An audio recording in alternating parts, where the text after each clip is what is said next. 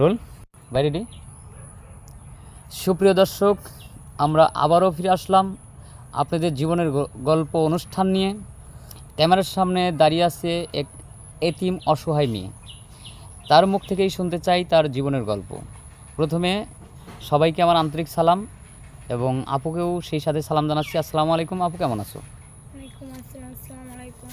অনেক ভালো আছি, আপনারা কেমন আছেন? আলহামদুলিল্লাহ, আমরা সবাই ভালো আছি। তো আমার প্রথম প্রশ্ন হচ্ছে, আপু তোমার নাম কি? জি, আমার নামটা শারমিন। তোমার নাম শারমিন? একটু জোরে করে বলো তো। জি, শারমিন। শারমিন, আমাদের ক্যামেরার সামনে আসার উদ্দেশ্যটা কি একটু একটু দর্শক বিন্দুদেরকে বলো। যে আমার ফ্যামিলির ভিতরে আমার চলার মতন কেউই নাই, ঠিকই। আমার বাবা নাই, মারা গেছে অনেক ছোটো থাকতে। আমার ভাই আছে অনেক বড়, আমরা দুবার। আমার মারে দেখাশোনা করে না, আমাকে দেখাশোনা করে না। সে যার যার মেয়ের মতো থাকে, আমাদের কোনো দেখশন করে না। এখন তোমার ভাই দেখাশোনা করে না, অর্থাৎ তুমি আর তোমার মা এখন সংসারে আসো। এই তুমি আর তোমার মাকে চালায় কে?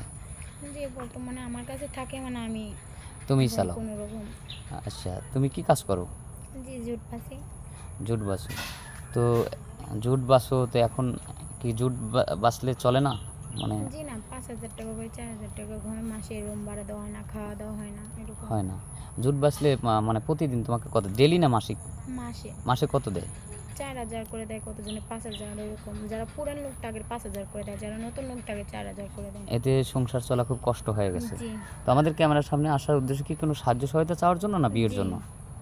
সাহায্য যদি সে আমার যদি গ্রহণ করে নেয়, সে যদি আমার পুরো দায়িত্ব যদি সে নিতে চায়, আমি তার মানে তুমি রাজি? অর্থাৎ যদি কেউ মানে সাহায্য ছাড়া যদি তোমাকে বিয়ে করতে চায়, সে যদি তোমার দায়িত্ব, তোমার মার আর তোমার দায়িত্ব যদি নেয়, তাহলে তুমি তাকে বিয়ে করবে। জি। তুমি এখনো বিয়ে করো নাই?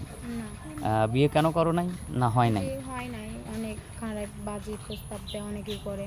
অনেকেই বাজে প্রস্তাব দেয় বা যৌতুক চায়, যার কারণে বিয়ে শাদি করতে পারো না বা হয় নাই। যাই হোক, সেটা আসলে আছে, এরকম হয়। মানে গরিবের তো কষ্ট অনেক শেষ নাই।